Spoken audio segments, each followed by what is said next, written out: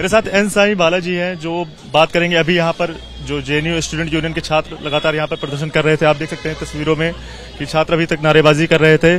Sir, जो बात कही जा रही है एबीवीपी के द्वारा कहा जा रहा है कि संस्कृति पर उनके हमला करने की कोशिश की गई, इसलिए ये हमला बड़ा हो गया। देखिए, बात बहुत सिंपल है। 2 दिन पहले जिस तरीके का मीट वेंडर को उन्होंने हमला किया, वो वीडियो हमने आपके सामने प्रस्तुत किया। अभी तक एबीवीपी ने उसका खंडन नहीं किया।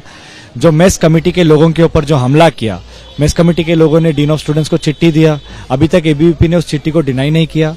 उससे पहले जो मेस सेक्रेटरी को या मेस मैनेजर को धमकी दिया, उस चीज को एबीवीपी ने डिनाई नहीं किया। क्या कह रहा है एबीवीपी? एबीवीपी ये कह रहा है कि हम लोगों ने उनकी पूजा में बाधा डाला है। इस बात को हम बार बार कह रहे हैं। कल जेएनयू में कई जगह पे, हर जगह पे रामनवमी हुआ और परसों किसी को कोई आपत्ति नहीं थी। जब उनकी ये जो नॉनवेज नहीं खाने पे जब आपत्ति डालने का एजेंडा एक्सपोज हो गया, एबीवीपी क्या कह रहा है? कल पूरे दिन से, मैं एक छोटी सी बात बोलूंगा, इससे समझ में आ जाएगा कितना झूठा बयान उनका है। वो पूरे दिन से, और वो वीडियो भी हमने मीडिया के सामने लाया, जहां पे एबीवीपी का जो जेएनयू यूनिट का प्रेसिडेंट रोहित कुमार कह रहा है कि 5 बजे पूजा शुरू हुई है, और जब पूजा शुरू हुई थी उसी साथ में हॉस्टल मेस में इफ्तारी हो रही थी। सर, मैं एक ही बात कहना चाहता हूं, इफ्तारी होती है सनसेट के बाद। संडे को इफ्तारी हुई थी 6:45 को, तो एबीवीपी कैसे कह रहा है कि 5 बजे इफ्तारी हुई है? इसका मतलब वो कुछ भी कहने के लिए, अपना कहानी को तोड़ मरोड़ने के लिए किसी चीज का इस्तेमाल कर रहे हैं। ऐसी क्या नौबत आई उनके पास? नौबत ये है क्योंकि उन लोगों ने फूड फासिज्म, जिसको हम कह रहे हैं कि भाई नॉनवेज लोग नहीं खाएंगे, उस चीज को इम्प्लीमेंट करने के लिए संडे के रात को हम लोगों पे हमला किया। जब हमले के पिक्चर्स बाहर आए, उनके पास जवाब नहीं था, तो अगले दिन से वो एक झूठा नैरेटिव को चलाने के पीछे अपने पूरे एजेंडा को लगाया। और हमने उस चीज को साफ नहीं लाया कि जब आप कह रहे हो कि 5 बजे पूजा हुई और 5 बजे इफ्तारी पार्टी भी हुआ, ये कैसे हो सकता है जब इफ्तारी 6:45 के बाद होता है? तो इतना झूठ बोलने का क्या जरूरत है? आप और जो लोग हम लोगों पे हमला किया, वही लोग थे जिन्होंने 5 जनवरी 2020 में भी हमला किया। दिल्ली पुलिस ने कोई एक्शन नहीं लिया। आज इंडिया टुडे में एक खबर आई कि आरटीआई में जब पूछा गया दिल्ली पुलिस से कितने गिरफ्तारियां हुआ, उसमें दिल्ली पुलिस ने कोई जवाब नहीं दिया, बोला कोई गिरफ्तारी नहीं हुई। कोमल शर्मा को अभी तक नहीं पकड़ा गया है, और वही लोग आज हिंसा कर रहे हैं। और वाइस चांसलर, जब आज हम लोग मिलने गए थे उनसे, इतनी शर्मनाक है कि इतनी सेंसिटिव समय में वाइस चांसलर अपनी कुर्सी में नहीं बैठी है। 3 घंटा हम लोगों को वेट करना पड़ा उनसे मिलने के लिए। ना वाइस चांसलर मौजूद थी, ना रजिस्ट्रार मौजूद था, ना चीफ प्रॉक्टर मौजूद थे, ना ही कोई रेक्टर मौजूद थे। तो पूरा दिखाता कि प्रशासन की कोई ईमानदारी नहीं है सिचुएशन को कंट्रोल में लाने के लिए। उनकी बस इतनी ईमानदारी है, जो एबीवीपी की प्रेस रिलीज है उसको कॉपी पेस्ट किया जाए और उसको ही हमने प्रेस रिलीज के रूप में दर्ज किया जाए। सर, ये ह्यूमन चेन बना के हम देख सकते हैं, यहाँ पर काफी भारी संख्या में छात्र मौजूद हैं। तो इनमें आपको किस किस संगठन के छात्रों ने आपको ज्वाइन किया, और आपकी मुख्य मांग क्या है? ये जेएनयू स्टूडेंट्स है, ये कोई एक संगठन से जुड़े हुए लोग नहीं है। ये सारे लोग हैं जो गुंडागर्दी के खिलाफ है। ये सारे लोग हैं जो फूड फासिज्म और जो नॉनवेज बैन जिस तरीके से हो रहा है उसके ऊपर जो राजनीति चल रही है, और देश भर में धर्म के नाम पे लोगों के ऊपर जो हमले हो रहे हैं, उसके खिलाफ खड़े हैं। और वाइस चांसलर से डिमांड कर रहे हैं कि एक इंडिपेंडेंट जुडिशियल इंक्वायरी हो, और जो कल एक झूठा प्रेस रिलीज आपने जो जारी किया उसको वापस लीजिए, और जो एबीवीपी के लोग जो गुनेगार हैं जिन्होंने हमला किया उनके ऊपर अब कार्रवाई कीजिए। पुलिस ने तो एफआईआर दर्ज कर ली है। आपने बहुत सही सवाल पूछा। आपको अगर याद हो, डीसीपी साहब ने कल के दिन सुबह एक प्रेस नोट जारी किया था। उन्होंने ये बात बोला था कि हमने एफआईआर दर्ज किया है, और एफआईआर दर्ज करते हुए अननेम्ड एबीवीपी लोगों का खिलाफ किया है। मैं वो एफआईआर का कॉपी आपको दूंगा। उस एफआईआर के कॉपी में हमने 10-12 एबीवीपी लोगों का नाम दिया। तो डीसीपी साहब इतना खुलेआम झूठ क्यों बोल रहे हैं कि हमने एबीवीपी के लोगों को नेम नहीं किया है? और कैसे वो अपने प्रेस रिलीज में ये बात लिख सकते हैं कि अननेम्ड एबीवीपी लोग के खिलाफ एफआईआर दर्ज हुआ, जबकि हमने नेम किया?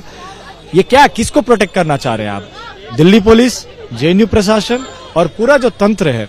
ऐसा लग रहा है कि जो हमलावर है, जिन्होंने हमला किया, उनको बचाने की तमाम तरीके से एक झूठ, एक नफरत और एक फॉल्स प्रोपेगेंडा चलाया जा रहा है।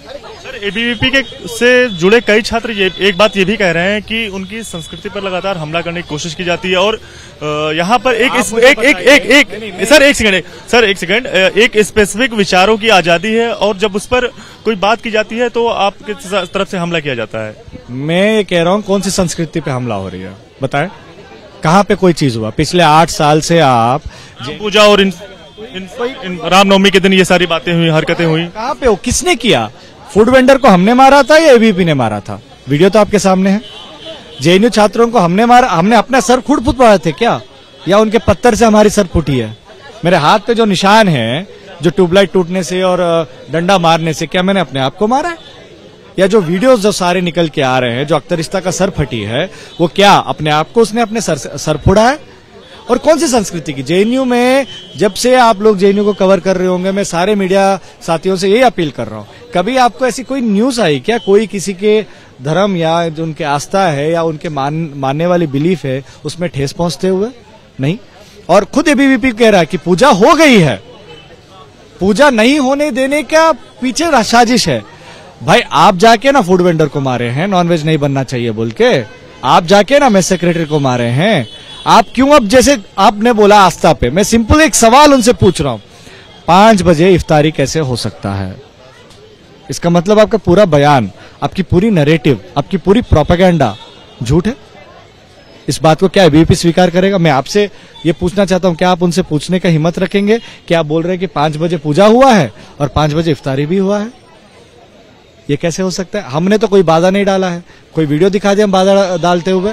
उन्होंने तो अपना पूरा कार्यक्रम का वीडियोग्राफी किया होगा ना, दिखाए बाधा डालते हुए। मैं और एक चीज यहाँ आप खड़े होकर आपके चैनल में क्लेम कर रहा हूं, जब पूरा पूजा हो रही थी दिल्ली पुलिस वहां मौजूद थी, वसंत कुंज थाने का एसएचओ वहां मौजूद था, उनसे आप पूछ लीजिए कोई बाधा हुई थी क्या?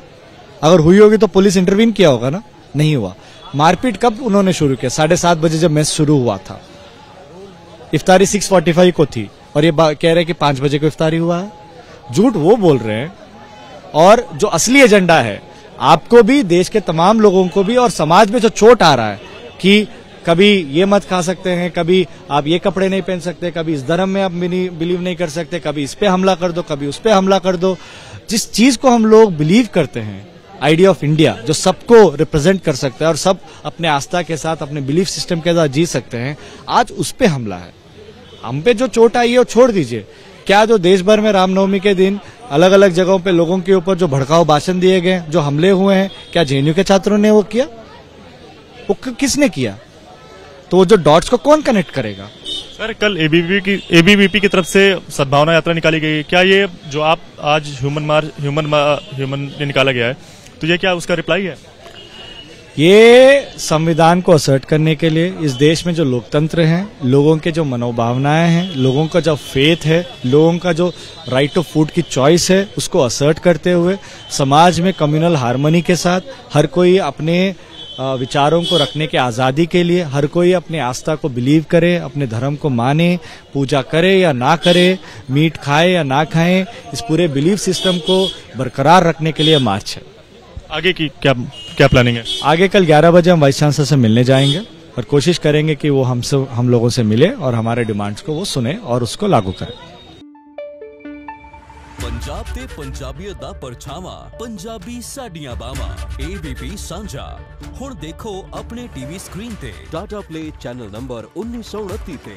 एबीपी सांझा देखण लई अपने केबल ऑपरेटर नु अज ही संपर्क करो। एबीपी सांझा, जोश, जज्बा, जुनून।